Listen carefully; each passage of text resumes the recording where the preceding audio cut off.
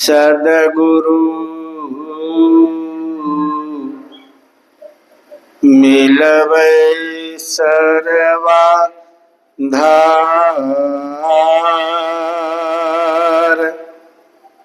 मंगलमय मंगल करन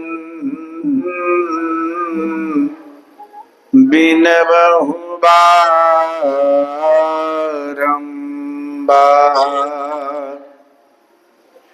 धन्य धन्य सद्गुरु सुखद महिमा कही न जाय। जो कछु कहूँ तुम्हारी कृपा, मोते कछु न बसाय।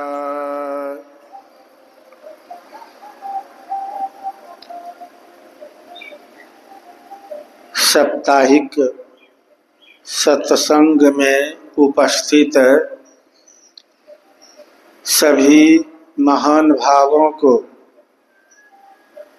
माता एवं बहनों को मेरा बारंबार नमन। सबको पता है कि मानव जीवन शुद्ध पवित्र होता है एकमात्र सत्संग से, संत महापुरुषों की संगति से। मानव का परम कल्याण होता है गुरु कृपा से। चाहे कोई कितनों अनुष्ठान कर ले और सत्संग से, गुरु से अगर अलग हैं तो पता नहीं उनके जीवन में किस तरह की भक्ति हो रही है, खुद करने वालों को भी पता है कि नहीं। पितर पक्ष के बाद देवी पक्ष प्रवेश करता है और देवी पक्ष में आप देखते हैं नवरात्रि, फिर नवरात्रि के बाद ये दीपावली। दीपावली में सम्मिलित है कई अनुष्ठान, लक्ष्मी पूजा, गोवर्धन पूजा, काली पूजा और छठ पूजा। लेकिन लोग नहीं समझ पा रहे।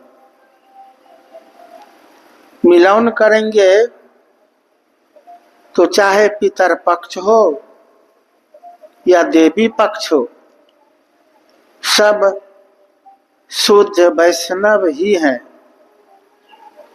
पितर पक्ष भी शुद्ध वैष्णव, क्योंकि पितर पक्ष में लोग पितर लोगों का पूजन करते, उनका उद्धार हो, उनका कल्याण हो, भटके नहीं। और देवी पक्ष तो बिल्कुल शुद्ध पवित्र है ही, लेकिन ज्ञान के अभाव में लोग ठीक से उपासना नहीं कर पाते। अभी भी पाठ के क्रम में आप लोग बहुत कुछ श्रवण किए। पवित्र ग्रंथ रामचरितमानस से अभी आप बहुत कुछ सुने हैं।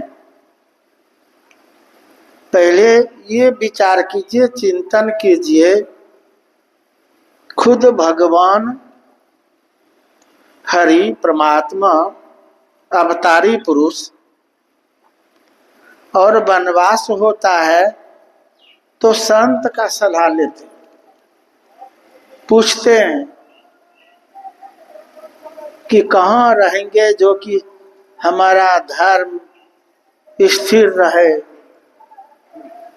धर्म नाश न हो। इसलिए संत के निकट जाके उनसे सलाह ले रहे, कहाँ डेरा लगावे जो कि धर्म स्थिर रहे, धर्म से हम नहीं डगमगावे। और बिल्कुल दुरुस्त बात, कोई भी धर्म में तत्पर रहना चाहते हैं, धर्म में बढ़ोतरी चाहते हैं, अधर्मी नहीं बनना चाहते, अधर्म से कोसों दूर रहना चाहते हैं, तो संत महापुरुषों के सलाह में चलना ही पड़ेगा, संत महापुरुषों की संगति में रहना ही पड़ेगा।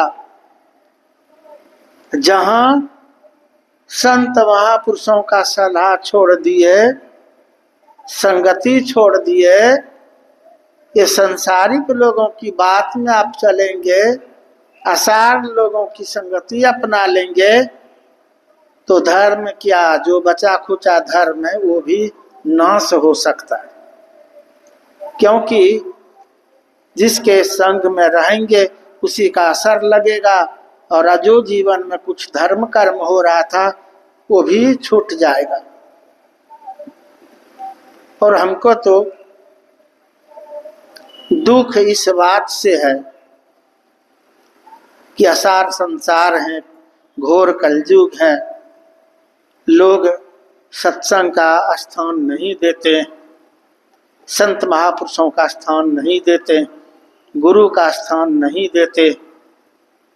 लेकिन कम से कम जो सत्संगी लोग हैं, जो सत्संग को अपनाए हैं, गुरु धारण किए हैं, कम से कम उनको भी एक धर्म रहना चाहिए था।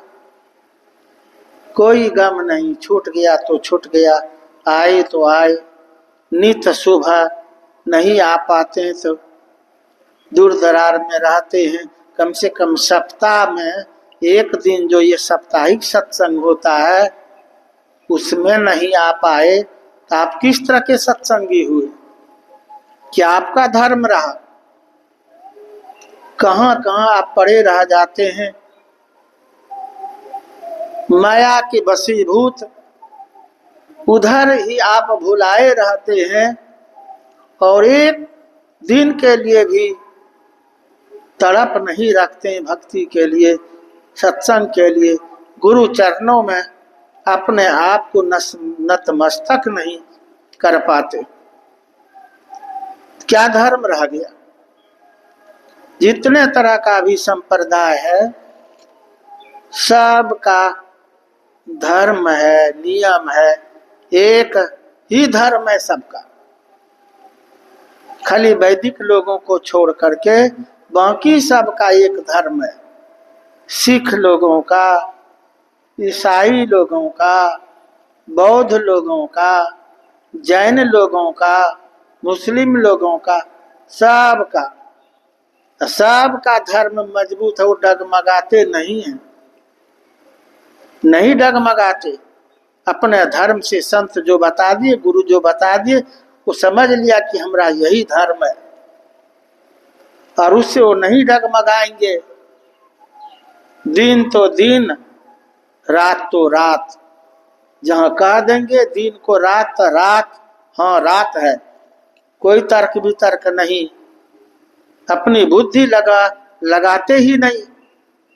क्योंकि महापुरुष कह दिए, कोई बड़े कह दिए हैं, तो मानने में ही भलाई है, कटाक्ष करने में भलाई नहीं है। और हमारे समाज में तो कटाक्ष, निंदा, शिकायत अभी पाठ के क्रम में सुने हैं। अगर ध्यान से पाठ श्रवण किए होंगे तो बात समझ में आई होगी। भगवान राम डेरा कहाँ डालेंगे, वाल्मीकि जी समझा रहे, कहते हैं कि जो आपसे वाल्मीकि जी करें भगवान राम को, कि आपसे भी बेसी गुरु को मानता है। तुरंत अभी पाठ के क्रम में सुने हैं, पवित्र ग्रंथ रामचरितमानस की बात है। कहते हैं आपसे बढ़ करके, आपसे बेसी जो गुरु को मानते हैं, कितने दुरुस्त बात, कितने उत्तम बात। कहते हैं कि उनके मन मंदिर में डेरा डालिए, और जो दूसरों के संपत्ति से, दूसरों के धन से प्रसन्न होते हैं, उनका कलेजा नहीं दुखता है। सीधी बात हम कह देते। दूसरों की बढ़ोतरी, दूसरों की संपत्ति देख करके प्रसन्न होते। कोई इस तरह के कोई शुद्ध व्यक्ति, कोई भक्त ही दूसरों की खुशी देख करके वो भी खुश होते, और दूसरों का दुख देख करके वो दुखी होते हैं। तो कहा कि जिनका हृदय इस तरह का सरल है, शुद्ध है, पवित्र है, ऐसे के मन मंदिर में आप डेरा डालिए। एक एक बहुत सुने अभी, ये दूसरों की संपत्ति, दूसरों की खुशी देख करके खुश हो जाए, ये लाख में करोड़ में एकाक कोई हो सकते, नहीं तो रात दिन शिकायत में ही लग जाएगा। वो तो गरीब था, वो तो दूसरे का मोटियागिरी करता था, कुदाली चलाता था, वो कैसे अमीर हो गया? जरूर लूट करके लाया होगा। कहाँ से लाया? फुस फुस पूरा टोला समाज, गांव समाज, उनको खुशी नहीं हुई। उनकी तरक्की देख करके उनको स्वतः दुख हो गया। वहां कभी भगवान डेरा नहीं डाल सकते। यहाँ तो भगवान राम खुद कह रहे, नवम सरल सब छल छन ही न, मम भरोसा हिया हर सोनो दीना। सबसे सीधा और अकपट, कपट नहीं, छल प्रपंच कपट नहीं दिल में हो, इस तरह से भगवान राम बता रहे हैं। और आठवीं भक्ति में कह रहे हैं, आठम यथा लाभ संतोषा, सपनहु नहीं देखहीं पर दोषा। आपने पास में जो भी हो उसी में प्रसन्न रहना चाहिए, खुश रहना चाहिए। कि मालिक की कृपा से हमको जो मालिक जैसे रखना चाह रहे हैं हम रह रहे हैं, ये प्रभु की कृपा है, ये गुरु की कृपा है। स्वप्न में भी किसी का दोष नहीं देखना चाहिए, अर्थात निंदा शिकायत नहीं करना चाहिए। स्वप्न में यह तो खुले आम बेवजह का उतना देर में अगर जप करता, सुमरन कर लेता, ध्यान कर लेता, भगवान का भजन गा लेता, ध्यान कर लेता, तो कल्याण हो जाता। लेकिन वो समय थोड़ा सा समय है, अब फिर भी दूसरों के निंदा शिकायत में लगाते। तो यहाँ जो सुन रहे थे कि दूसरों की संपत्ति देख करके, दूसरों का विकास देख करके प्रसन्न होना चाहिए, और मन में प्रसन्नता हो।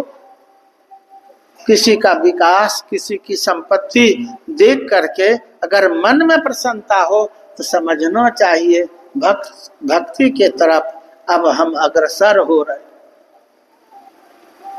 जहाँ भीतर में ये सब उत्पन्न हो तो समझना चाहिए भक्ति से हम और दूर हो रहे। भीतर का काई छूट नहीं रहा, बल्कि और भीतर में काई पड़ रहा है। तो भक्ति केवल कहने से नहीं, ये तो दूसरों की बात है। मंदिर किसी एक का नहीं होता है, मंदिर सबका है। चाहे कोई भी मंदिर हो, राम मंदिर हो, कृष्ण मंदिर हो, शिव मंदिर हो, और सबसे बढ़कर के है गुरु मंदिर। गुरु मंदिर से बढ़कर के कोई मंदिर नहीं है। ये विवेक के अभाव में लोग भलो नहीं समझ पा रहे। रावण के यहाँ जब कोई आते थे महापुरुष लोग, तो रावण प्रसन्नता के साथ उनको बताते थे, दिखाते थे, ये हमारा पाठशाला है, ये गौशाला है, ये नृत्यशाला है। एक एक करके सब बता रहे, सब घुमा दिए पूरे नगर, सब बता दी। लेकिन जाने के समय में जिनको दिखा रहा था वो रावण से कहा, सब शाला है आपके यहाँ, लेकिन जिससे उद्धार होगा, परम कल्याण होगा, वही आपका, आपके यहाँ ये गुरुशाला अर्थ गुरु मंदिर नहीं है। सो आपका धर्म नाश हो रहा है और सत्यानाश होगा। गुरु बचाता है, धर्म बचाता है। आप एक भी सत्संग का घर मंदिर नहीं बताए, गुरु का घर नहीं बताए। सब कुछ है लेकिन एक गुरु का मंदिर नहीं है, गुरु का घर नहीं है, सो सब कुछ बेकार। अभी एक दो उदाहरण आलोकानंद बाबा से, जिनको ऋतु बाबा कहते हैं, इनका एक नाम है आलोकानंद बाबा। तो एक दो उदाहरण सांकेतिक तौर पर आप श्रवण किए। पहले तो गुरु सोच समझ के कीजिए, नहीं हो तो और देर हो जाए तो हो जाए। जब गुरु कर लेते हैं तो प्राण से भी विशेष स्थान देना चाहिए। यहाँ तो वाल्मीकि जी कह रहे हैं कि आपसे बेसी जो गुरु को मानते हैं उसके मन मंदिर में डेरा डालें। और वही अभी नारद के संबंध में जरा सा प्रसंग आप लोग संकेत तौर पर सुने। विष्णु पुराण की कथा है। नारद निगुड़ा था, तीनों लोक में भ्रमण तो करता था, लेकिन था निगुड़ा, और कठिन तपस्या कर लिया था भगवान विष्णु का। भगवान विष्णु से वर भी प्राप्त कर लिया था। कोई कठिन तपस्या करेंगे, देवी देवता को प्रसन्न कर सकते, ब्रह्मा विष्णु महेश को प्रसन्न कर सकते, उनसे वर ले सकते हैं। लेकिन मुक्ति दाता एकमात्र सद्गुरु है, मोक्ष देने वाले, मोक्ष प्रदान करने वाले गुरु हैं। गुरु के आशीर्वाद से ही कोई मुक्त हो पाता है, कोई मोक्ष पाता है, दूसरा कोई उपाय नहीं है। वर ले सकते, वर लेने के बाद किनका किनका कल्याण हुआ, सो विचार कीजिए। ब्रह्मा जी का कठिन तपस्या किया, हिरणाक्ष हिरण्यकशिपु वर लिया, क्या हुआ, मोक्ष मिल गया। महिषासुर, भस्मासुर, नाकासुर, ये सब के सब कठिन कठिन तपस्या करके वर लिए। रावण, कुंभकर्ण इतना शक्तिशाली अपने से नहीं, कठिन तपस्या करके वर लिए थे, सो शक्तिशाली हो पाए थे। लेकिन मोक्ष तो किसी को नहीं मिला, भक्त तो कोई नहीं कहलाए। लोगों को परेशान करने के लिए सीखा, क्योंकि अंतःकरण शुद्ध नहीं हो पाया और सबको परेशान करने लगा। अपने आप में शक्ति तो प्राप्त कर लिए तपस्या करके, वर ले करके, लेकिन न तो संसार का कल्याण कर पाया और न अपने परिवार का, न खुद अपने आप का कल्याण कर पाया। किसी की जीवनी पढ़ी आप। उधर हम गए थे दिल्ली तरफ, तो कहीं कहीं बड़ा लोग ये संत मत वाला भी इधर उधर दूसरों के बरगल कहने पर बरगला गए। खाटू श्याम खूब रटता है सुबह शाम, एकदम ध्यान भजन से कोई सरोकार नहीं। खाटू श्याम मैं समझाया उसको फिर भी नहीं समझा। वो गाता था, सुनते थे। क्या गाता था जानते हैं? हारे का सहारे, हारे का सहारा खाटू श्याम। आप लोग जानते हैं खाटू श्याम कौन है? वो ये बरबरी खूब कठिन तपस्या किया, पानी में घुस घुस कर, तालाब में घुस जाता था, खूब तपस्या करता था। देवी देवता क्या कर सकते? शक्ति दे सकते, वर दे सकते। चामुंडा देवी, देवी के शक्ति पीठ में एक चामुंडा देवी भी है। तो खूब ये मतलब वो तपस्या करने लगा, पानी में घुस करके लंबे काल तक किया। तो चामुंडा देवी प्रकट हुई और उनको 3 बाण दिए। 3 बाण का कि तीनों का महत्व समझा दिया। दोये का कहा कि तुमको दोये का जरूरत है, इसका तीसरा का जरूरत ही नहीं पड़ेगा। अब वो कितना शक्तिशाली बाण था जो उसका रहस्य नहीं बताए, कहा कि इसका जरूरत ही नहीं पड़ेगा, दोये का बताए। अब 2 का बता दिए तो दोये में तो एक बाण से तो सबको धराशाही कर देते, एक बाण में सबको मौत के घाट उतार देते। दूसरे का तीसरे का जरूरत ही नहीं था। तो पूछा चामुंडा देवी से, इतना जो शक्तिशाली मैं हो गया हूं तो हम किनका सहारा बनेंगे, किनके तरफ से? उस समय चल रहा था दुर्योधन और पांडव, कौरव और पांडव का ये युद्ध होने वाला था, पूरा घमासान। तो कहा कि तू हारे का सहारा बनना। तो वही वर लेके जा रहे थे अंतर्जामी भगवान कृष्ण, सब कुछ जानने वाले, आ गए सामने में। पूछते हैं कि तू किसके तरफ से युद्ध करेगा? कहा कि जिधर का पक्ष कमजोर होगा उधर युद्ध होगा, कौरव में और पांडव में। ये है पांडव के तरफ का पोता है। अब बोलता है कि जिधर जोन पक्ष के लोग कमजोर होंगे उसके तरफ से हम सहयोगी बनेंगे।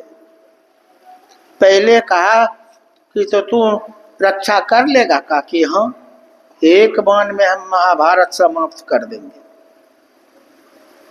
कहा कि भगवान कृष्ण भी मन में सोचा कि परीक्षा पहले ले लेना चाहिए। कहा कि एक बाण में तू सबको समाप्त? कहा कि हाँ। कहा कि इस वृक्ष में जितने पत्ते हैं एक बाण से तू सबको छेद देगा? कहा कि हाँ, क्योंकि उनके पास तो वर है, शक्ति है। भगवान कृष्ण उसी वृक्ष का एक पत्ता अपने पांव के नीचे दबा लिया और कहा कि दिखाओ तब। ऐसा बाण था उनका कि सब पत्ता को छेद कर, उनके तरकस में आता सब पत्ता छेद दिया।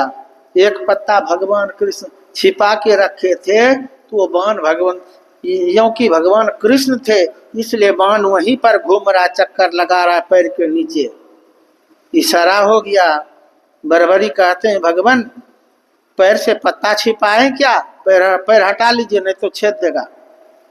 साधारण लोगों का पैर रहता तो तुरंत छेद देता, तो भगवान का चरण है, चरण के नीचे पत्ता छुपा लिया है, सो बाण वही नाच रहा है कि भगवान पैर हटाएंगे तो उस पत्ता को हम छेदेंगे। बाकी सब पत्ता को छेद ही दिया था। जब पैर हटाए भगवान कृष्ण तो वहां भी छेद करके वो बाण तरकस में आ गया। भगवान कृष्ण समझ गए कि इतने पात्र हैं, किसके माध्यम से कौन काम करवाना है, ये तो सब खेल गड़बड़ हो जाएगा। हम तो आए हैं लीला करने के लिए, सब लीला पर ये पानी फेर देगा। तो क्या किए भगवान कृष्ण, सुदर्शन से उनका गर्दन काट दिए। किसी ग्रंथ में है कि उनसे वचन लिए, वो अपने से गर्दन काट दिए बरबरी, लेकिन नहीं, मेन तो यही है कि सुदर्शन से उनका गर्दन काट दिए। काट दिए तो बरबरी कहने लग गए, भगवान ये क्या कर दिए, हमारा तो देखने का मन था महाभारत कि कैसे कैसे ये आपस में ये लोग लड़ते हैं, कौन सबसे बड़ा योद्धा है, सबसे बड़ा वीर कौन है, किसके चलते ये महाभारत की जीत हुई, हम तो कुछ नहीं देख पाए भगवान। तब तक हमको सुरक्षित कम से कम रहने दीजिए ताकि हम देखेंगे, हमारा देखने का मन। तो वही भगवान कृष्ण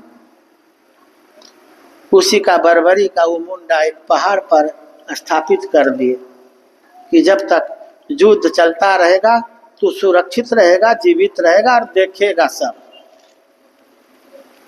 युद्ध हुआ, घमासान युद्ध हुआ, कौरव दल के सब मारे गए, पांडव दल में भी सबके सब मारे गए। कौन बचे?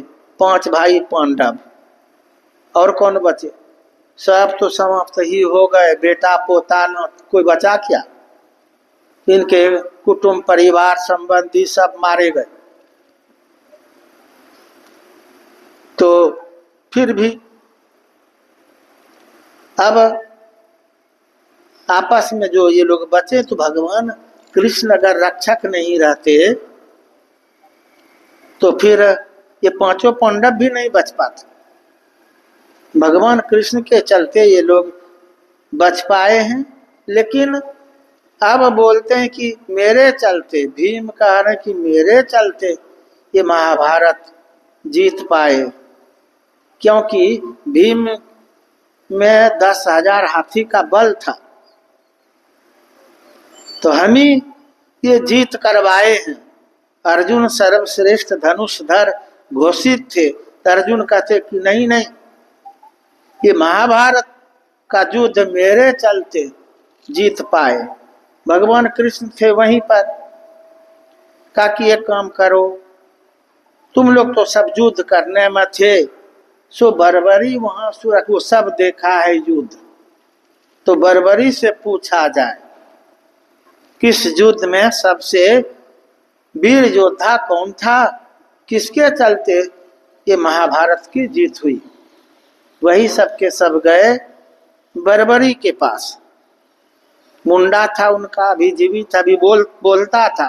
भगवान कृष्ण के दया से गए उनके निकट, कहते हैं बरबरी ये बताओ, तू तो सब देखा है? हाँ भगवान, मैं पूरा शुरू से अंत तक देख पाया। तो कहा कि ये बताओ कि इस महाभारत का जो जीत हुआ है ये किसके चलते? ये सबके सब योद्धा लोग पांडव लोग हैं, इनमें सबसे बड़ा वीर कौन है ये बताओ। वो बरबरी हंसने लगा और क्या कहा कि ये सब जो बोलता किसी से, ये महाभारत इन लोगों से नहीं, ये सब खेल भगवान कृष्ण का है। भगवान कृष्ण का सुदर्शन चक्र घूम रहा था, उसी से सब कत्लेआम हो रहा था। नाम तो इन लोगों का हो रहा था, लेकिन सब खेल तो भगवान कृष्ण कर रहे थे। भजन में देखते हैं कैसे भजन, हमको ख्याल नहीं न, मेरा तो नाम हो रहा है गुरुवर, आपके चलते मेरा नाम हो रहा है। कैसे भजन? हाँ, तो करने वाले तो यहाँ है, और झूठे मूठ का सब कोई हम ही करते हैं, हम ही करते हैं, हम ही इतना दिए, हम ही उतना दिए। यही भूल करते, सब तो करते हैं गुरु महाराज, सब तो करते हैं परमपिता परमात्मा, आप क्या करते? आपके ऊपर सवार हुआ, आपके मन में प्रेरणा जागृत किए, सो आप कर पाए। युद्ध तो करते थे अर्जुन, युद्ध करते थे भीम, लेकिन काहे न कह दिए बर्बरी? कहते कि नहीं, सब भगवान कृष्ण किए। इन्हीं का सुदर्शन चक्र चल रहा था, घूम रहा था सब जगह, जो भी कत्लेआम हुआ है इन्हीं के सुदर्शन चक्र से। और एक बार जब अर्जुन को भ्रम हो गया था तो भगवान कृष्ण विराट रूप का दर्शन कराए थे युद्ध के मैदान में, तो उसमें क्या देख रहे थे कि जो भी जन्म ले रहे हैं वहीं से आ रहे, जो भी मर रहे हैं उसी में समा रहे, और ये चांद सूरज ये धरती आकाश सब उन्हीं के अंदर है, जन्म ले रहे हैं तो वहीं से आ रहे हैं, मर रहे हैं तो उसी में समा रहे, तो फिर दूसरा करने वाले कौन है? तो यहां कहने का मेरा भाव था कि जो वाल्मीकि जी प्रश्न किए कि आपसे भी बढ़ करके गुरु सबके सिरमौर होते, इसीलिए कह रहे हैं आपसे जो बढ़ करके गुरु को मानते हैं वो भक्त श्रेष्ठ है, उसके हृदय में आप डेरा डालिए। और कहने के पीछे मेरा भाव कुछ और है, लेकिन मैं जरा सा ये खाटू श्याम को स्पष्ट कर दूं, तब फिर उनको नदी में, उनका जो मुंडा था भगवान कृष्ण नदी में प्रवाहित कर दिए और कहा कि जाओ, जब कलयुग आएगा तो तुम्हारा पूजा होगा खाटू श्याम के नाम से। तो वही नदी में भसता भसता बहुत दूर चला गया, एक राज्य के बाहर में ही नदी में जाकर के बालू के नीचे ये दब गया, नदी का पानी सूख गया। कुछ दिन के बाद कहते हैं कि वहां राजा का जो गौ सब थी, उनका जो चरवाहक था वो गौ को चराने के लिए जाते थे, राजा के यहाँ जो एक गौ थी तो उसी गौ का दूध वो राजा खाते थे। तो मतलब वो गौ क्या करती थी, रोज आकर के वहीं उस जगह खड़ी हो जाती थी और उनका सब दूध वहां नीचे चू जाता था। अब घर में जाके दूहते हैं तो उस गाय में दूध ही नहीं। एक दिन हुआ, 2 दिन हुआ, 3 दिन हुआ, राजा साहब बिगड़ गए कि तू लगता है कि उस गौ का दूध पी जाता चाहे बेच देता है। डर गया चरवाहा का, नहीं महाराज ये भूल हम करेंगे, हम गलती नहीं किए हम महाराज। और जरा सा प्रसंग उधर ही छोड़ दिए हम, सो जरा सा उसको भी पूर्ण करता हूं। भगवान कृष्ण उनका गर्दन इसलिए काट दिए थे कि वो जो बोला ना कि जिधर जिस पक्ष के लोग कमजोर हो जाएंगे उधर से हम युद्ध करेंगे। कहा कि पांडव लोग कमजोर हैं, कौरव की तरफ तो सब के सब राजा महाराजा सब हैं, तो कहा कि पांडव के तरफ से युद्ध करेंगे। कहा कि पांडव के तरफ से युद्ध करेगा तो तुम्हारे पास तो उस तरह की शक्ति है, अगर कौरव लोग हार खाने लग जाए तब उसके तरफ से युद्ध करेंगे। यही बात गड़बड़ वो बोल दिए थे। कहा कि पांडव लोग कमजोर हैं तो इधर से युद्ध करेंगे, और कौरव लोग कमजोर हो जाएंगे तो उधर से हम युद्ध करेंगे। कहा कि फिर पांडव लोग कमजोर हो जाएगा तब, कहा कि फिर इधर आ जाएंगे, उधर कमजोर होंगे तो उधर। कहा कि इस तरह से ये नाचने से ये किधर किस धर्म का पक्ष का होगा कि अधर्म का, सो गर्दन काट दिया। और अब भगवान कृष्ण उनको यही आशीर्वाद दिए थे, वर दिए थे कि तुम्हारा लोग पूजा करेगा। तो वही जो गौ, अब गौ पर से आइए, वो चरवाहा राजा जब डांट फटकार किए तो दूसरे दिन उसी गौ के मतलब देख रेख में दूर से वो नजर डाले हुए क्या देखता है, वो गौ उसी जगह जाके खड़ी हो गई और सब दूध वहां नीचे चू गया। बड़ा हैरान हो गया चरवा, एक दिन दो दिन देख लिया। राजा साहब तो रोज बिगड़ रहा था, कहा कि राजन इस तरह की बात होती, राजा भी नहीं मानता था। कहा कि महाराज आप नहीं मानते हैं तो आज मेरे साथ में चलिए। तो राजा गए उस चरवा के साथ में, दूर में ही रुके और वो गौ वहां गई, उस जगह खड़ी हो गई और दूध वहां चूने लगा। राजा देख लिया, तो राजा भी आश्चर्यचकित हो गए, आखिर बात क्या।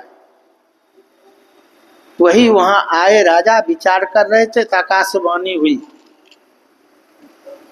कि राजन खाटू श्याम के नाम से एक मंदिर बनवाओ।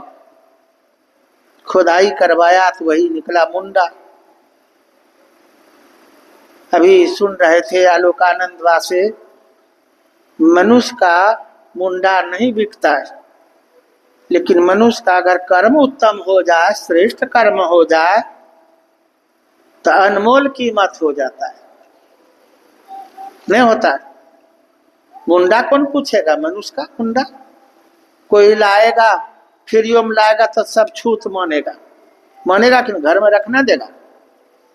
लेकिन कुछ इस तांत्रिक लोग हैं, ये तांत्रिक मांत्रिक लोग मुंडा तुंडा का भी पूजा करता है, क्योंकि उनको सत्संग से अलग है, गुरु से अलग है, इसलिए भगवान की शक्ति का था पता नहीं, गुरु की शक्ति का था पता नहीं, भूत प्रेत शैतान की शक्ति का उसको पता रहता है, उसी पर वो नाच करता खेल करता। तो कोई कोई उसका कीमत देता है, सब तो नहीं देगा, भक्त तो देगा ही नहीं, लेकिन हाँ भक्त देगा अगर वास्तव में ये मुंडा तीतलौकी के जैसे समाधि देखिए, आज जगह बड़े बड़े संत महापुरुषों की समाधि है, लोग वैल्यू देते हैं कि नहीं। पावापुरी में भगवान महावीर की समाधि है, और पावापुरी हो और चाहे भगवान बुद्ध की समाधि या भगवान महावीर की समाधि, साथ साथ कबीर साहब की समाधि है। हम एक बार हमारा प्रोग्राम था कलकत्ता तरफ, तो वहां गए थे दक्षिणेश्वर, कितना कीमती गुरु का मंदिर बना हुआ है, कुप्पा घाट में देखिए, ऐसे महान संत की समाधि है। संत सेवी जी महाराज की भी समाधि है, सिरधर बा की समाधि है, मनियारपुर जाएंगे तो कई संत महापुरुषों की समाधि है। तो कोई महापुरुष का पूछ हो जाता है, उनका मुंडा कौन पूछे, जला हुआ राख का भी कीमत हो जाता है। पावापुरी के संबंध में आप लोग जानते हैं, जहां पर भगवान महावीर का शरीर जलाया गया था, वो भस्म ले लेकर के लोग भागने लग गए। अब भस्म से जहां अवसाद रोग है, जरा घस देता था, वो अवसाद रोग समाप्त। धीरे धीरे प्रचार हुआ, वहां से सब राख उठा के भाग गया, अब वहां से मिट्टी ले लेके भागने लगा, बहुत दूर तक गड्ढा कर दिया लोगों ने। सो प्रशासन को रोकना पड़ा, कहां तक गड्ढा कर देगा सो पता नहीं। बहुत बड़ा तालाब का एक रूप हो गया, और भगवान महावीर का समाधि अब कहाँ बनाएंगे, जहां जलाया था वो तालाब गड्ढा में, वहीं पर उनका समाधि मंदिर है, तालाब में। गुरु महाराज के संबंध में आप लोग जानते होंगे कि जब बर्फ में कई दिन तक इनके पार्थिव शरीर को रखा था, और वो बर्फ पिघल पिघल के तो पानी हो गया, लेकिन जिनको ये पता था कि उस संत को उस बर्फ में रखा गया था, वही पानी उनका टच, बोला पानी है तो पानी ले ले करके कितने लोग बोतल में रखा, कितने लोगों का तो रोग भाग ही गया।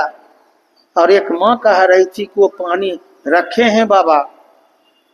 सो उनके परिवार में एक व्यक्ति को बहुत जोरों का दर्द हो गया पेट में, डॉक्टर लोग ठीक नहीं कर पाया। ख्याल हो गया उस माँ को कि मेरे पास में तो गुरु महाराज का शरीर वाला टच वाला पानी है बोतल में, वही 2-4 बूंद मुंह में दे दिया तो वही माँ कह रही थी प्रसाद रोग उनका ठीक हो गया जो डॉक्टर नहीं कर पाया। तो सोचिए कि संत भस्म में शक्ति है, संत के ये स्पर्श जल में शक्ति है। सो शाही स्वामी जी महाराज का जब ये पार्थिव शरीर जलाया गया था, हम भी वहां थे, लोग पूरा मार करने लगे लेने के लिए, प्रशासन लगा दिया था, नहीं तो सब लेके भाग जाता है। तो जिसको पता है वो जानते हैं, जिसमें करामत है संत महापुरुषों की शक्ति ही अपरंपार है। तो कहने का भाव था कि कुछ अच्छे कर्म करने वालों का पूछ होता है। तो यहाँ भगवान कृष्ण को वर दिए थे, राजा वहाँ खड़े हैं, चरवाहा खड़े हैं, जहाँ गौ दूध चुवाती थी, आकाशवाणी हुई कि राजन एक मंदिर बनवाओ और खाटू श्याम के नाम से ये मंदिर होगा जो हारे का सहारा बनेगा। सो वही कहते हैं कि वो राजा मंदिर बनवाया और वही मतलब लोग पूजा करने के लग गए ये भाव में कि हारे जो लोग हार खा रहे हैं उनका सहारा वो बनेगा। महाभारत में तो सहारा नहीं बन पाए, भगवान कृष्ण से बड़े कैसे हो जाते, तो हारे का सहारे नहीं बन पाए। लेकिन लोग भगवान का पूजा छोड़ करके, जो भगवान अपने से बढ़ करके गुरु को बता रहे हैं, गुरु का पूजा छोड़ करके कहाँ कहाँ लोग किसमें सर पटक रहे। तो भगवान सबके वो सहारा तो प्रभु परमपिता परमात्मा भक्त के सहारे बनते, संत सदगुरु भक्त का सहारा संत सदगुरु बन पाते, वरना ये संसार में कौन आपका सहारा बन पाएगा। लेकिन ये पता रहे तब तो। वही मैं कह रहा था। अब आइए पॉइंट पर, जो पाठ के क्रम में आप लोग सुने थे, और पाठ का आशय ही एक था कि सदा एक निष्ठ रहना चाहिए। जो पाठ आप श्रवण किए हैं ये साधक के संबंध में था, आधा ये सुनाया, शुरू से तो नहीं क्योंकि लंबा हो जाता। तो फिर भी चलिए जो अभी सुने पाठ के क्रम में, इससे जाहिर होता एक निष्ठता कि अपना धर्म कभी नहीं छोड़ना चाहिए, लाख कोई महिमा सुना दे। छठ व्रत का बहुत महत्व आप लोग जानते हैं। छठ का ही अर्थ होता है सभी पापों से छठ जाना। सबसे बड़ा पर्व, सबसे बड़ा पर्व जिससे आप मोक्ष पा सके, ये बड़ा पर्व कहिए। सबसे बढ़कर के भक्ति जिससे छुटकारा हम पा जाए आवागमन के चक्र से। तो मैं पितर पक्ष में भी और देवी पक्ष में दोनों का संकेत किया। पितर पक्ष भी लोग शुद्ध रहता है, मांस मछली से वंचित अपने आप को रखते हैं समझदार लोग। और जहाँ देवी पक्ष घुसता है इसमें तो बड़ा संयम नियम के साथ लोग चलता है। नवरात्रि देखते हैं कितना शुद्धता के साथ करते। ये ज्ञान हो जाए, ये समझ जाए इस बात को करने वाला, तो फिर उनका कहना ही क्या है। सब देखिए नाखून वगैरह कटाते हैं, बाल कटाते हैं, पवित्र जल में स्नान करते हैं और नया वस्त्र पहनते, संयम नियम के साथ। एक पूजा से ये नवरात्रि प्रारंभ है और देवी पक्ष में ही ये सब देवी देवताओं का पूजन करते। तो जूस पी के, फल खा करके, अरवा खा करके बड़ा संयम नियम के साथ लहसुन प्याज तक भी छोड़ दिया। हम लोग अगर बोल दें ना माइक से तो बड़ा चिढ़ हो जाएगा, लोगों को गुस्सा हो जाएगा। लहसुन प्याज कहें कि मत खाइए तो बड़ा गुस्सा हो जाएगा। अब वहाँ देखिएगा लहसुन प्याज सब अपने स्वतः छोड़ दिया। सावन महीना में लोग अपने से लहसुन प्याज तक, केवल मांस मछली नहीं, लहसुन प्याज तक छोड़ दिया। सावन में लोग लाल साग नहीं खाएगा, नवरात्रि में लोग लाल साग नहीं खाएगा। और लाल साग क्यों नहीं खाएगा? तो इसका भी एक ही रीजन है। हम तो पूछे एक दो आदमी से, तो कहा कि बाबा वो लाल साग खाएंगे ना तो खून का ख्याल होगा ना।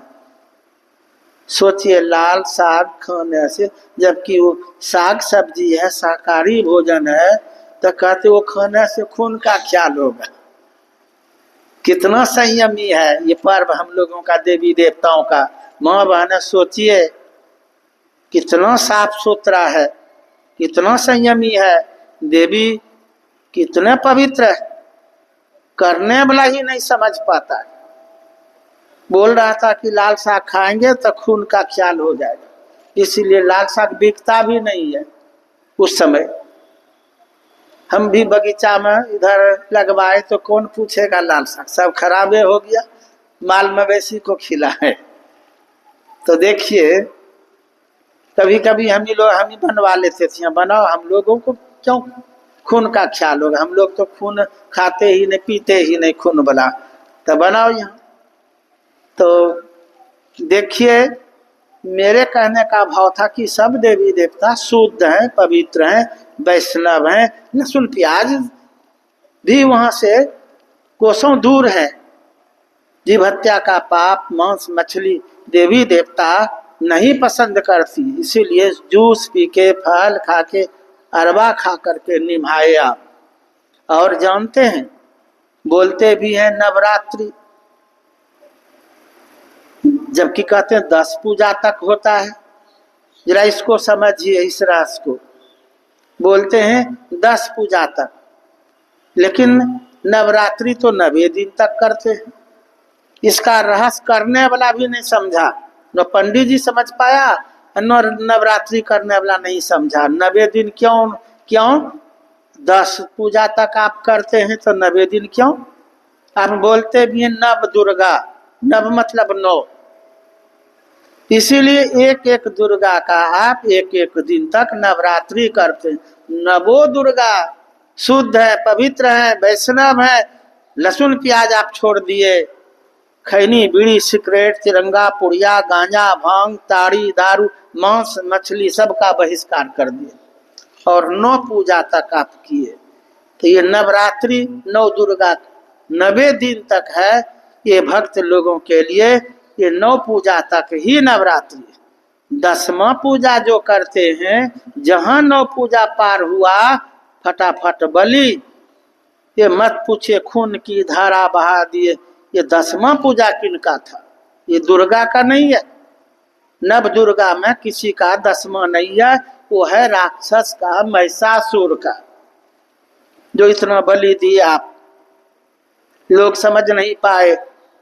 जो माँ दुर्गा के लिए आप लहसुन प्याज छोड़ दिए, बहुत कुछ छोड़ दिए, और 10वां पूजा होते ही होते आप कितना बलि दे दिए, सब खा पी के बैठ गए।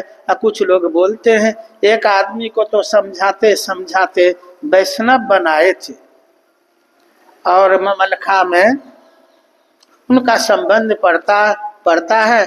ये था सीपू का मौसा, सीपू रहता है नहीं, इसी का मौसा था ताड़र का। तो खूब समझाए बुझाए तो वैष्णव हो गया था। ताड़र आया तो वहां आकर के मांस खा लिया कितने दिन के बाद। सब कोई हमको बताए, पूछे उनको, बाबा कहाँ खाए, कहाँ खाए? वो तो प्रसाद था ना, प्रसाद, बलि नहीं चढ़ा था यहाँ, वही प्रसाद खाया था। तो जब तक ये मजबूत नहीं हो पाएगा दिमाग, तो होगा प्रसाद का। प्रसाद किसका प्रसाद खाया? नव दुर्गा का, दुर्गा का, राक्षस का। माँ दुर्गा बलि लेती है। बोलिए न कि 9 दिन तक क्यों शुद्ध हैं लोग, क्यों लहसुन प्याज छोड़े? 10वां तो पूजा दुर्गा का है ही नहीं, 10 दुर्गा है ही नहीं, 9 दुर्गा है, इसलिए नवरात्रि करते। 10वां पूजा तो राक्षस का आप कर लिए, देवियों देवता का कर लिए, राक्षसों का कर लिए। पंडित जी की बुद्धि चौपट है, जजमान लोगों को भटका दिए और आप लोग भी स्थिर नहीं रह पाते, क्योंकि सत्संग से मजबूत होइएगा तब तो। हम जरा सा यहाँ बोल देते हैं तो ऊपर से गुस्सा हो जाता है कि ये विरोधे करता है। बोलिए, देवी देवता का विरोध था कि राक्षस का? आप दोनों का कर लिए, चौपट कर दिए, सत्यानाश कर लिए अपना जीवन। राक्षस का जो पूजा करेगा उनके ऊपर भगवान कितने खुश होंगे, देवी देवता कितने प्रसन्न होंगे। देवी देवता अवतार लिए उसी राक्षस को नाश करने के लिए, और आप उस राक्षसों का पूजा कर लिए, उसी राक्षस को खूब खिला पिला दिए बकरा बकरी। सोचिए, ये बुद्धि में कमी है, तब तो विवेक होता तो ऐसा करता। वास्तव में आप वैष्णव भक्त है तो 90 दिन तक आपको करना था, उधर मतलब भी नहीं रखना था, कोई प्रसाद उर्साद नहीं, राक्षस का प्रसाद खाएगा। इसलिए एकनिष्ठ बने रहिए, और सत्संग से आपको एकनिष्ठता, ये मतलब सत्संग से आपको एकनिष्ठ बनाता है, और परमात्मा की सच्ची भक्ति सत्संग ही कराता है। गुरु मार्ग दिखाते हैं कि सही मार्ग पर चलते रहिए तो आपका परम कल्याण होगा। तो इसी के लिए इतने सारे पर्व हैं। दीपावली भी पूरा साफ सुथरा ही कहते हैं, लक्ष्मी पूजा है। लक्ष्मी आती है तो बहुत बार आप लोग समझे सुने, लेकिन अपने पॉइंट पर रह पाइएगा तब ना। उसके बाद होता है गोवर्धन पूजा, लक्ष्मी पूजा के बाद गोवर्धन पूजा। तो गोवर्धन मतलब आप लोग ये सब जानते ही। अब मतलब उसके बाद फिर है काली पूजा, तो सब तो शुद्धता के क्रम में ही है। उसके बाद है ये छठ व्रत। समय के अभाव में हम टपा दिए, न तो एक एक पर बोलेंगे तो समय लगेगा। छठ व्रत अभी जो चल रहा है, कितना संयम नियम के साथ हो रहा है। सोचिए कितना संयम नियम के साथ हो रहा है। लोग स्नान किया क्योंकि बीच में गंदा वगैरह क्या क्या खा लिया, और संयम नियम के साथ पवित्र हो करके कद्दू भात से ये प्रारंभ किया है। आज दिन भर उपवास, रात में लोग खाएगा अरबा, और कल तो बिल्कुल 24 घंटा उपवास रहेगा।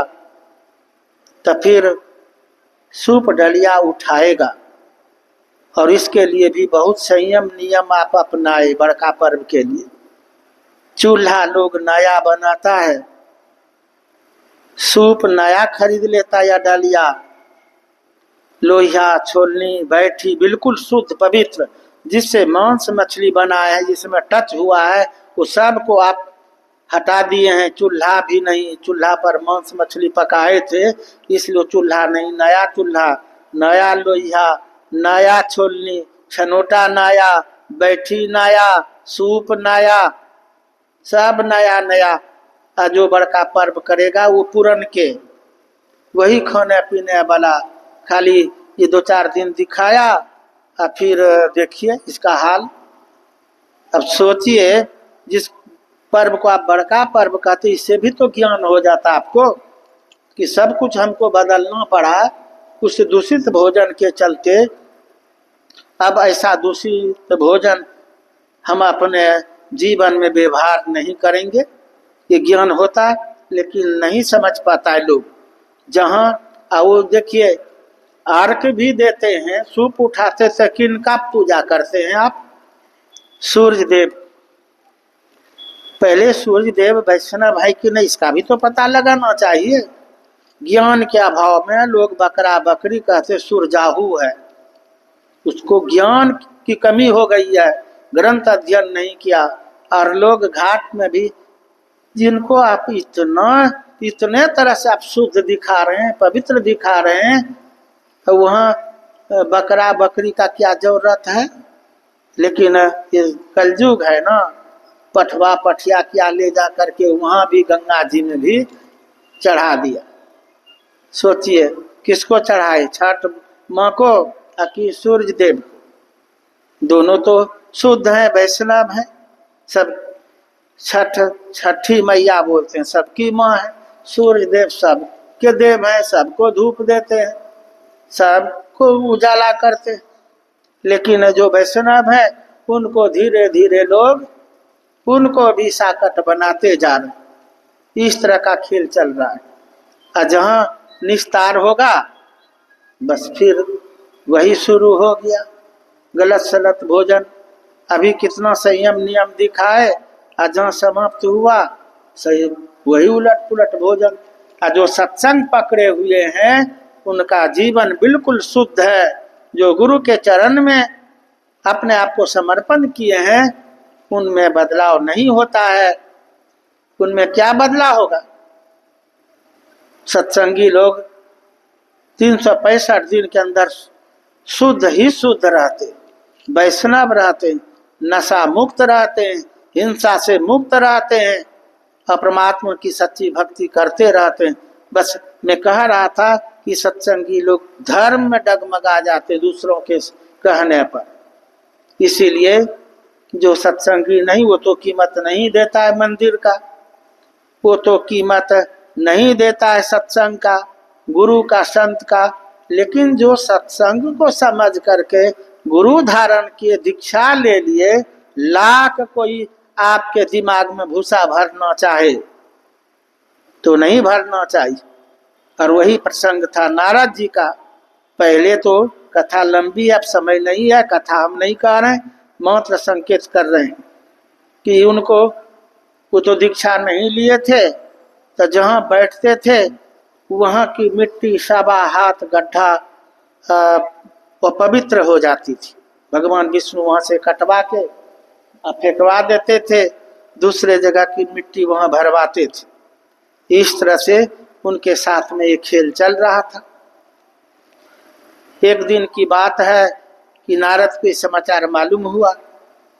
पूछते हैं भगवान विष्णु से कि मेरे साथ इस तरह से क्यों करते? कहा कि नारद तू गुरु धारण नहीं किया है, निगुड़ा है, तो निगुड़ा के बैठने से धरती छुला जाती है, सो मैं वहाँ की मिट्टी कटवा के फेंकवा देता हूँ, दूसरे जगह की मिट्टी भरवा देता हूँ।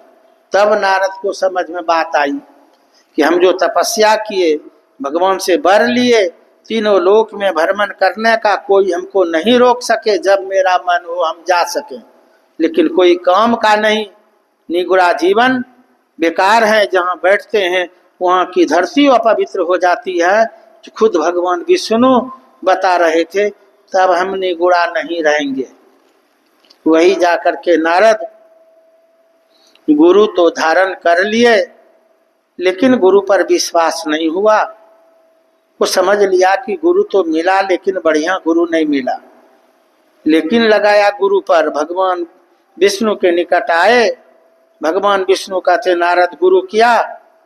तो कहा कि हाँ भगवान गुरु तो कर लिया लेकिन बढ़िया नहीं मिला। ये कहता कि लेकिन गुरु बढ़िया नहीं मिला। भगवान विष्णु नाराज हो गए और नारद को श्राप दे दिए कि तू निगुड़ा था, तो जहाँ बैठता था वहाँ की धरती छुला जाती थी, तुझे समझ में बात आई तो गुरु धारण किया।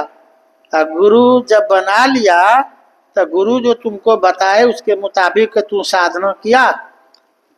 अरे मूर्ख, तू लेकिन लगा दिया कि बढ़िया नहीं मिला। तो जो गुरु पर लेकिन लगाएगा, गुरु का निंदक बनेगा, गुरु का शिकायत करेगा, उनका उद्धार होगा। तो जाओ तू 84 चक्कर लगा। ये भगवान विष्णु का देख जाओ।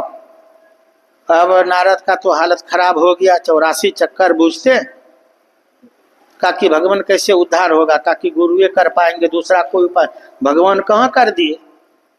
का कि गुरुए से क्षमा मांगने से गुरु हो सकता है, गुरु दया कर दे। तो नारद फिर गुरु के पास गया है, रोया है, क्षमा मांगा है। गुरु तो गुरु है, महान है। गुरु दाता दयाल, वह काटे जमजाल, पल में कर दे निहाल, भजो साध गुरु। गुरु जुक्ति बता दिए और नारद मुक्त हो गए, भगवान विष्णु के शाप से भी पार उतर गए। सारे पापों से मुक्त हो गए। गुरु में करामत है, इसीलिए वाल्मीकि जी कहते हैं, हे राम, आपसे बढ़ करके जो गुरु को मानते हैं उन ऐसे भक्त के मंदिर में आप डेरा डालिए।